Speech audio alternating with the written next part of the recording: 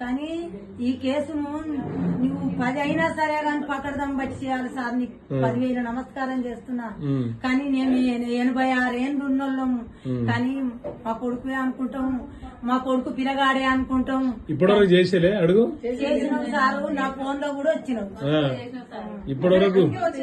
ఇప్పటివరకు చేసింది ఎవరు? నేనే చేసిన. అది నువ్వే చేసినావు, నీ పేరుతో సహా వచ్చింది నాకు.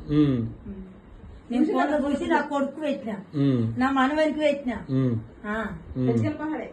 మరి ఎన్నిసార్లు మాట్లాడాలా ఎంఆర్ఓతోని?